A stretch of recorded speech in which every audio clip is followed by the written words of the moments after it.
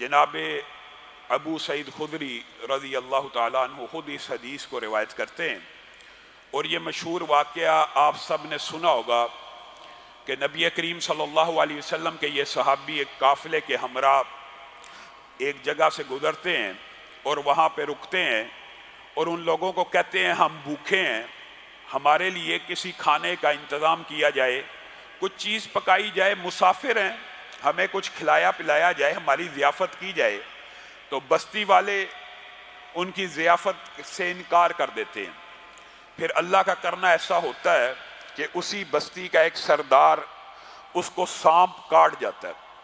जब सांप काट जाता है तो उसकी बस्ती के कबीले के साथी इर्द गिर्द मुआलिज ढूंढते हैं और कहते हैं एक काफिला मुसाफिरों का आके रुका हुआ है, उनसे भी पता कर लीजिए, हो सकता है उनके पास भी कोई इलाज मुआलजा सांप के कांटे का कोई हिकमत की बात होगी, कोई दम करने वाला हो, कोई ऐसा इलाज शायद उनके पास से भी मिल जाए।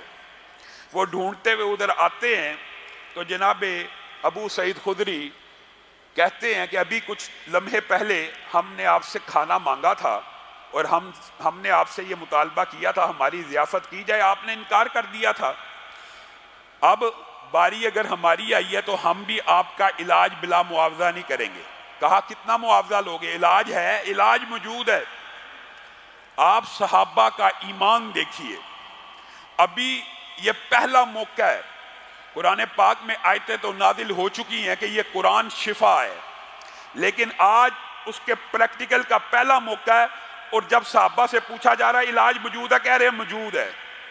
बकरियों का मुआवजा तय किया, जो बारगेनिंग थी मुकम्मल करने के बाद गए सरदार को जाके दम करना शुरू किया। किसका? सूरत फातिहा का।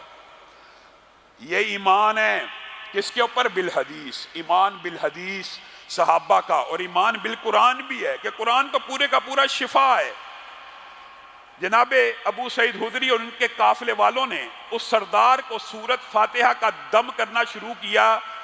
एक मर्तबा पड़ी, दो मर्तबा पड़ी, दम करते चले गए। जहर जिस्म से ऐसे भाग निकला कि कभी सांप काटा ही ना होगा। सरदार बिल्कुल ठीक हो गया। जो मुआवजा तय था बकरियों का वो तय पा चुका था, वो बकरियां उनको दे दी गई। अब पहली बात तक तो ईमान कामिल मुकम्मल था कि कुरान पाक में शिफा है। सूरत फातिहा को पढ़ के फूंका कि इब्तिदा जिस सूरत से हो रही है, अगर उसी में शिफा नहीं तो बाकी कुरान में आगे चल के किन आयात में होगी, यही पढ़ के फूंकते हैं। लेकिन जब बकरियां मिल गईं तो साहबा ने कहा इनको आपस में तकसीम कर लीजिए। अबू सईद खुदरी ने कहा रुक जाओ, कुरान पढ़ के दम तो कर दिया, इतनी इजाजत मौजूद थी, लेकिन अब जो मुआवजा ले लिया है अभी तक रसूलुल्लाह सल्लल्लाहु अलैहि वसल्लम से पूछा नहीं है। बकरियां तकसीम उस वक्त होंगी जब रसूलुल्लाह सल्लल्लाहु अलैहि वसल्लम इजाजत दे देंगे। गए रसूलुल्लाह सल्लल्लाहु अलैहि वसल्लम को सारा माजरा सुनाया। रसूलुल्लाह सल्लल्लाहु अलैहि वसल्लम मुस्कुराना शुरू हो गए, आपके मोतियों जैसे दांत चमकने लगे। कहने लगे अबू सईद तुझे किसने कहा था ये सूरत शिफा है, सूरत रुकिया है। मिसाल ये है कि तुझे किसने कहा था इस सूरत को पढ़ के दम किया जा सकता है। मुराद ये थी कि इस चीज की इतला तो मैं मोहम्मद सल्लल्लाहु अलैहि वसल्लम ने ही तुझे दी है।